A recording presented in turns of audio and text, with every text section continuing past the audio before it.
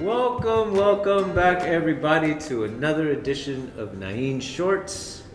Well, welcome to, if this is your first one, sorry, it might not be the best, but it is definitely on par with everything that we've been doing so far, especially here at Physique Magnifique. We're in the basement. There are multiple levels of so many things that you can do and accomplish here. Professionals do come here to work out and not be bothered by the gym atmosphere, but rather just a place where people want to grow and expand in whatever it is that they're working on.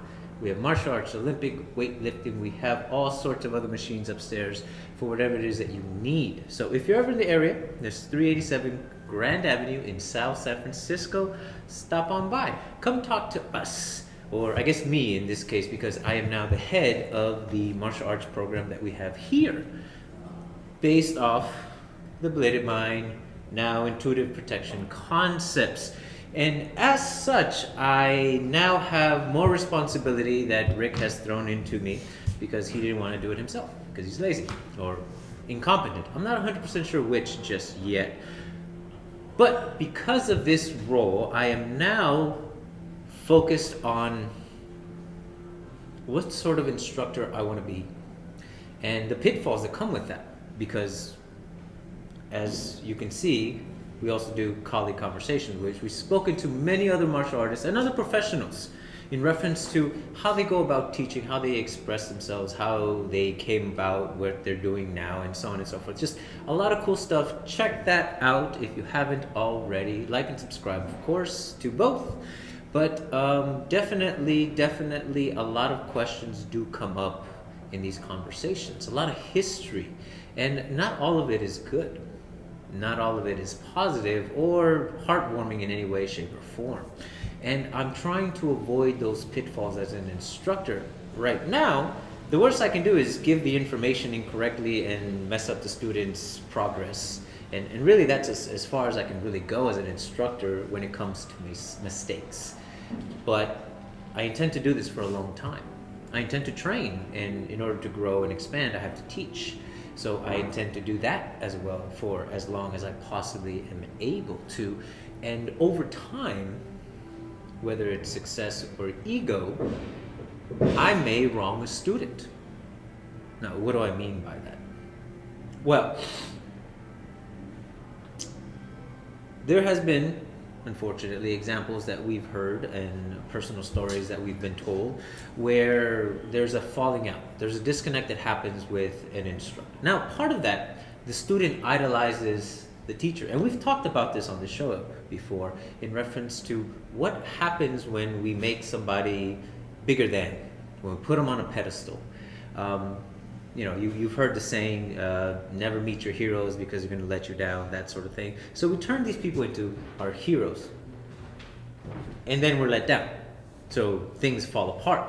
Now, that's from the student perspective. And as far as that is involved with me as an instructor, I want to avoid that at all costs. I don't want to be seen as something higher than anyone else. I really don't. I don't like the idea. It makes me uncomfortable.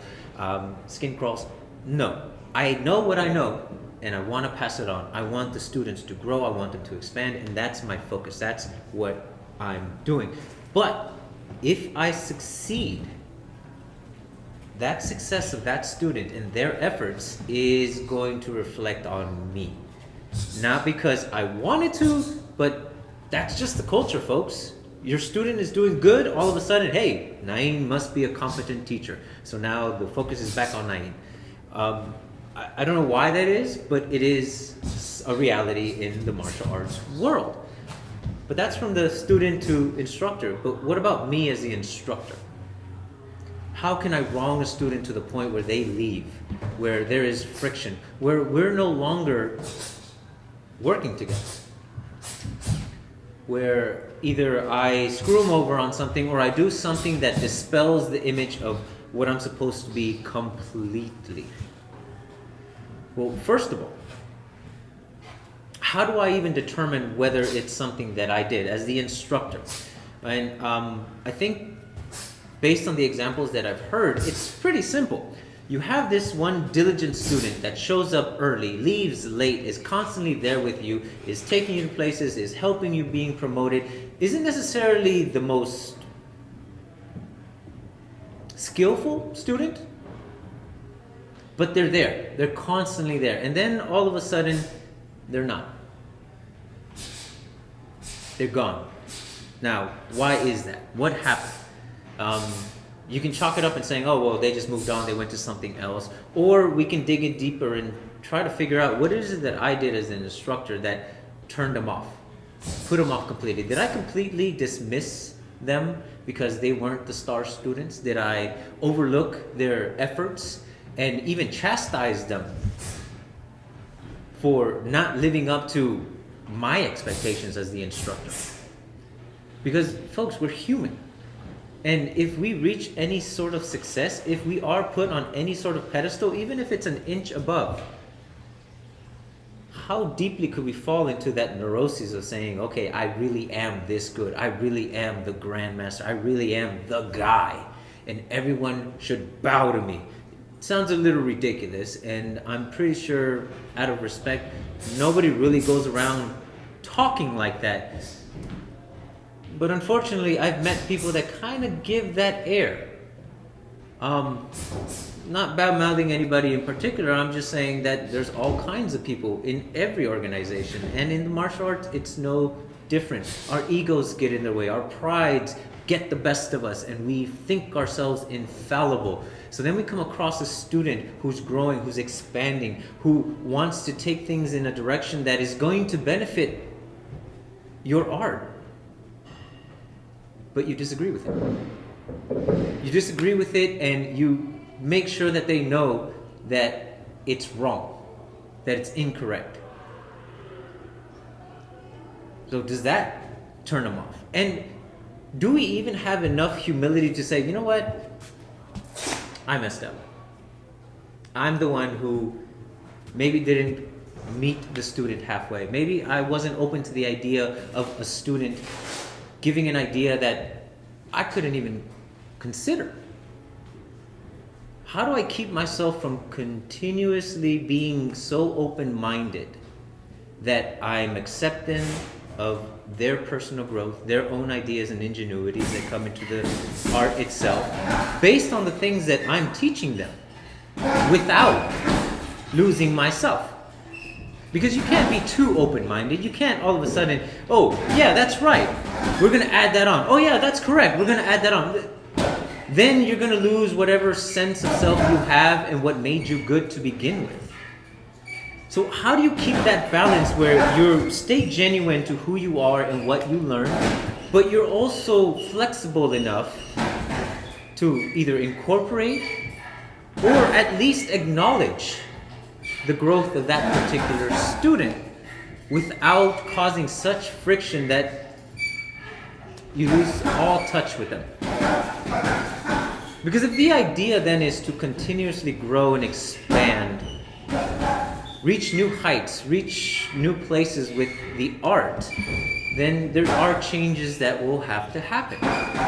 And we talked about this a little bit last time, where we said there is a time and a place. If what you're teaching is more of a historical reference of maintaining the history of the art and the culture that it came from, well then, no, there isn't as much room for that type of growth, because that's the traditional part of it. That's the established art, and that's the history that we want to pass on. So in that sense, as an instructor of something that has been long-standing, it is a lot harder to be that open-minded and to change things. So there is probably more friction going to happen in that sense if somebody's trying to change a whole bunch of things, because that's not it. You can still go about it in a respectful way and saying, hey, that's awesome, you want to change it, you want to grow it, you want to expand it, but it doesn't fit what I'm teaching because I'm sticking to the tradition of what I learned. If you'd like to take it somewhere else, by all means, you have my support. I will condone what you do. I will back you as much as I can. We're not going to be doing the same thing, obviously, but you will always be my student. All right, that's a good good way to go. But then on the other side, you have a malleable art, an art that really isn't established, that isn't set in stone in a traditional way, but has ideas, concepts. They're going to be interpreted different by each individual person. In that sense, there is a lot more room to grow in individual interpretation and different expansions and different ways that people are going to express that same idea. In that case, that's the environment. It seems more likely that we would have to be a bit more accepting of the changes that happen naturally with each individual person, and even cultivate those differences so each person can then express themselves freely. Now, that's the kind of instructor I want to be. And that's the kind of art that I want to propagate and expand. And then, sorry folks, I lost my train of thought for a second.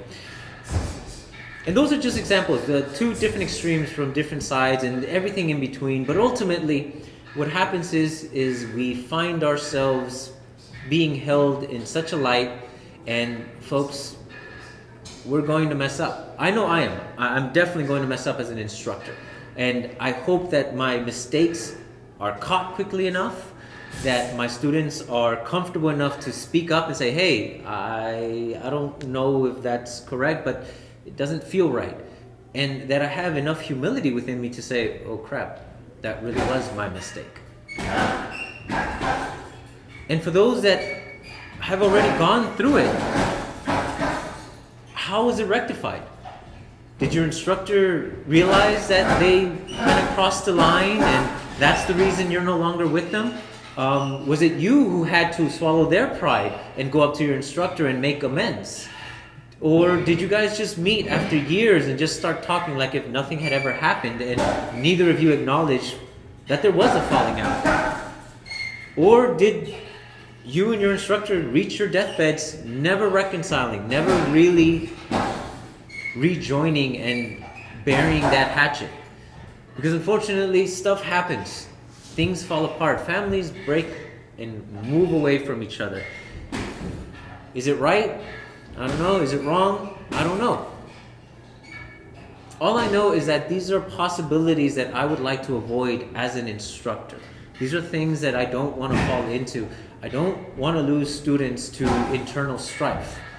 If a student leaves, it's because they can no longer learn anything from me. And they want to grow beyond anything that I could possibly give them. In that sense, go. Learn. And if you learn something good, come back and teach me. So then I can get better and expand as well.